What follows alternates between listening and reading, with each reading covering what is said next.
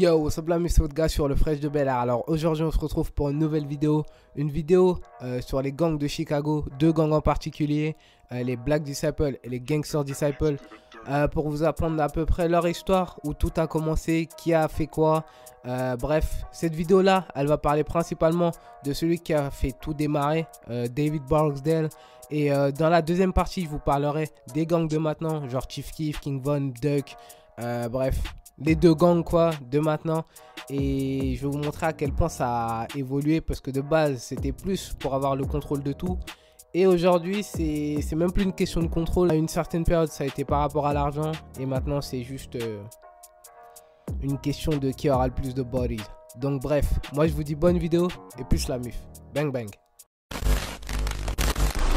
Yo, what's up c'est votre gars sur le Fresh de Bel Air. Juste pour vous informer que j'ai enfin drop mes merch. Donc voilà, si vous voulez me soutenir et acheter mes vêtements, le lien sera dans la description, ou directement si vous êtes sur mobile, il faudra juste aller en dessous d'une de mes vidéos et les vêtements seront présents. Ou sinon, si vous n'avez pas les moyens d'acheter mes vêtements et que vous voulez quand même me soutenir, vous pouvez directement rejoindre ma chaîne YouTube et avoir des emojis exclusifs à ma chaîne YouTube. Donc voilà, je vous remercie encore. Moi je vous dis bonne vidéo et plus la mif. Bang bang.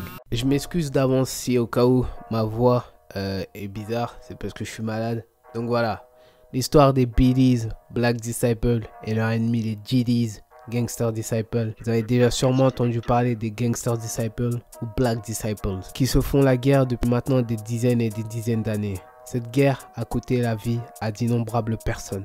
À Chicago ça marche comme ça. Vous avez des gangs, et en dessous de ces gangs, vous avez des sets, et parfois en dessous des sets, vous avez des sous-sets ou des cliques. Mais avant de parler des gangs à l'état actuel, on va faire un retour dans le temps.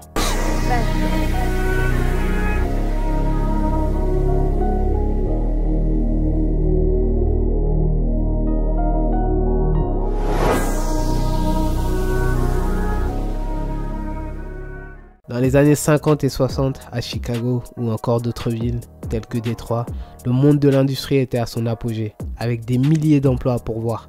La communauté noire a été l'une des communautés avec le plus grand nombre de migrations, avec des milliers de familles noires qui ont participé à la grande migration vers le sud. Quelques années plus tard, l'industrie connut un déclin fulgurant à Chicago. Avec toutes les familles que ces industries employaient, ils n'ont pas tardé à être au chômage, ensuite sans travail du tout, ce qui a entraîné la pauvreté extrême de ces familles. Les Noirs ont connu l'une des ségrégations les plus dures du pays, avec des articles disant « Paniqueriez-vous si des Noirs devenaient vos voisins ?» En 1940, l'État avait tout fait pour rendre la vie la plus dure possible aux Noirs. Certains quartiers blancs étaient interdits aux Noirs, comme dans beaucoup d'endroits aux États-Unis. Certaines banques refusaient même d'investir aux endroits où certaines communautés vivaient. Les tensions avaient empiré quand la ville a annoncé des plans pour pouvoir construire de nouveaux HLM qui allaient empiéter les quartiers les plus huppés de la ville, dont l'un des HLM les plus tristement célèbres, nommé Cabrini Green, qui avait ensuite même adopté le nom de Champ de la Mort. Les Noirs avaient migré en espérant trouver plus de travail. Ils étaient rejetés et maltraités par les différents gangs blancs. Les gangs noirs ont démarré en réponse aux gangs blancs qui les brutalisaient et aux autres gangs de différentes ethnies qui s'en prenaient à eux. En 1958, un groupe de jeunes hommes de Hyde Park, réunissant les quartiers d'Inglewood et Kenwood,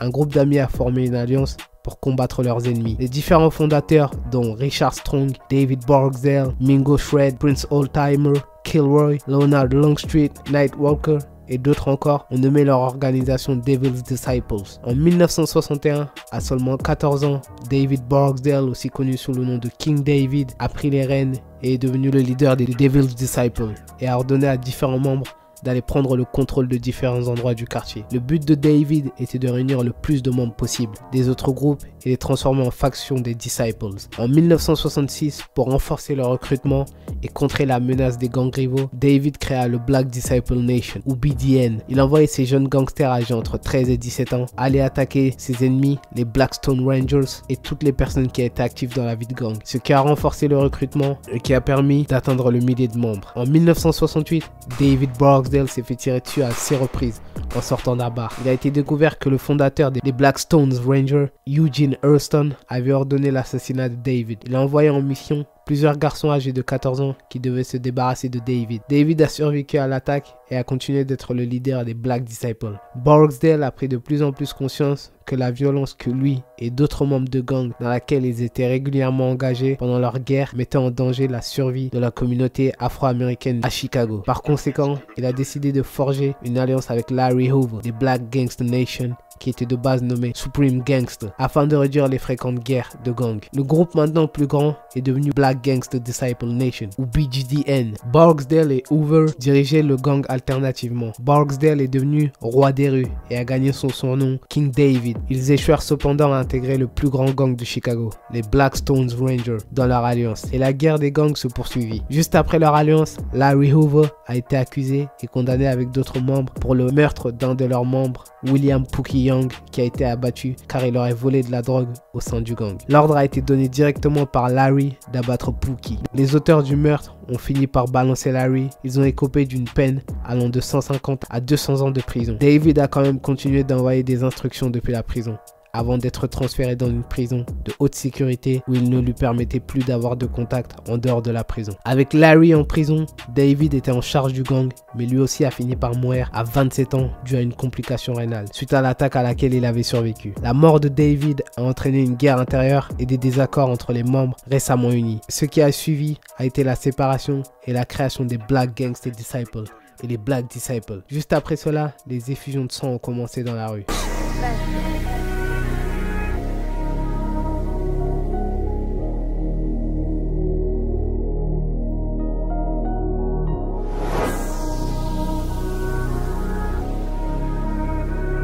Petite parenthèse sur les people et les folks. En 1978, Larry Hoover a convaincu les leaders des gangs latinos et blancs de s'unifier et de fonder les Folk Nation. F-O-L-K-S peut signifier deux choses. Follow our Lord King, suivons notre Seigneur Roi en français, ou encore follows the order and laws the king set. Suivez les ordres et les règles que le roi met en place en français. Roi est une référence à David et Larry. Le Folk Nation était représenté par plusieurs symboles, comme les cornes du diable, l'étoile de David à 6 pointes. L'étoile de David n'a pas été choisie par hasard. C'est déjà un hommage à leur fondateur, David Barksdale. Vous l'aurez compris, étoile de David et David Barksdale. Ensuite, les 6 pointes représentent l'amour, la vie, la loyauté, la compréhension, le savoir et la sagesse. Un cœur avec des ailes qui est représenté avec 3 plumes de chaque côté, ce qui rappelle le chiffre 6, pareil qu'avec les pointes de l'étoile de David. Le cœur représente l'amour qu'ont les membres envers ceux qui ont perdu la vie ou ceux qui y sont incarcérés. La queue du diable, une fourche et une étoile de David avec un G. Les folks, eux, font tout par la droite. La visière de la casquette à droite, s'ils portent un bandana ou un accessoire, ils le portent toujours à droite et lancent leur signe avec la main droite. Quant à leurs ennemis, ceux qui n'ont pas voulu s'unifier avec Larry Hoover, ils ont décidé de s'unifier et de créer le People Nation. Les Elrond, ou maintenant connus sous le nom des Black P-Stone, les Vice Lord et Latin Kings ont créé leur alliance et l'ont appelé Peoples, en réponse à la création des Folks. Les premiers à utiliser l'étoile à 5 pointes étaient les Black Stones Rangers et les Black P-Stone Ranger Nation. L'alliance avait même créé le terme I5, Six Must Die. En français, 5 en valeur, les 6 doivent mourir. Les symboles des People étaient une pyramide en 3D, une couronne à 5 pointes et un dé avec une façade à 5 points. Les people, eux, font tout par la gauche. Ils lancent leur signe de gang avec la main gauche, ils portent leur casquette avec la visière à gauche, etc. Pour en revenir à l'étoile de David, les people sont Da 6 et les folks Da 5. En gros, pour les people, mort à ceux qui représentent l'étoile de David à 6 pointes, les folks. Quant aux folks, mort à ceux qui représentent l'étoile à 5 pointes, les peoples.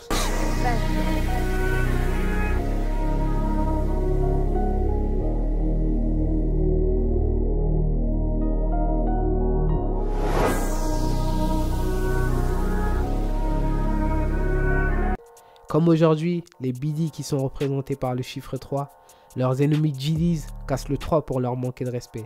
Quant aux GD, qui eux sont représentés par une fourche mise vers le haut et le chiffre 5, les BD eux le mettent vers le bas et font 5 avec la main et le mettent vers le bas pour montrer qu'ils sont Da 5 et pour manquer de respect. Pour en revenir aux Black Disciples, après la guerre, suite à la mort de David Barksdale, un homme nommé Mikey Bull a pris la tête des Black Disciples et a permis une paix entre les Black Disciples et le Gangsta Disciples, ce qui a réduit les effusions de sang dans la rue, jusqu'à ce que Mikey Bull à son tour perdit la vie dans la rue, assassiné par un membre des Gangsta Disciples en août 1991, ce qui a relancé la guerre à nouveau et à une revanche immédiate des Black Disciples qui ont déchaîné leur haine et ont abattu 3 membres des Black Disciples le 7 août.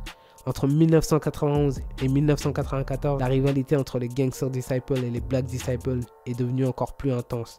La rivalité a pris fin encore une fois au début des années 2000, quand un autre leader a pris la tête avec d'autres Black Disciples, un homme nommé Marvel Thompson, jusqu'à que lui aussi soit incarcéré et condamné à 45 ans de prison avec d'autres OG. Ce qui a suivi a été la destruction des HLM qui servaient comme fief pour les différents gangs.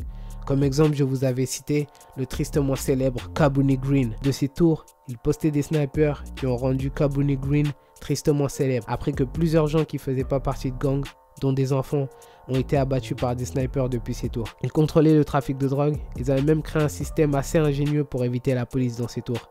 Certains appartements n'étaient pas habités, donc il faisait des trous au mur de ces appartements vides. Comme ça, lorsque la police venait, un vendeur qui faisait son trafic au premier étage pouvait monter au 3e, rentrer dans un appartement avec un énorme trou au mur et passer de la tour Est à la tour Ouest sans que la police sache où il était passé. Un fait marrant, les 2 seules semaines de paix que Cabrini Green a connues a été quand la mairesse de Chicago est partie y habiter. Durant ces 2 semaines, il n'y eut aucun mort, aucun blessé, aucun tir et aucun trafic. Mais cela a repris juste après que la mairesse ait bougé de Cabrini Green. Donc voilà, j'espère que je vous ai expliqué au mieux l'histoire des BDs et des GDs. La deuxième partie arrivera, enfin le commencement. Dans la deuxième partie, comme je l'ai dit, je vous parlerai de la génération actuelle. C'est pour ça que j'ai coupé au moment où je commençais à parler de la destruction des différentes tours. Parce qu'après, il faut savoir que tout le monde a été quasiment regroupé dans le sud. Et c'est pour ça que tout a commencé à partir en couille. Et c'est là où vraiment... tout ce qui est murder rate, ça a escaladé et que même Chicago a adopté le surnom de Chirac. Mais je vous expliquerai ça dans la deuxième partie. Donc voilà, n'hésitez pas à me dire si vous avez kiffé la vidéo. N'hésitez pas à lâcher un like et à partager la vidéo. Ça me ferait énormément plaisir, à lâcher un com aussi. Donc voilà, moi je vous dis merci d'avoir regardé et plus la mif. Bang bang.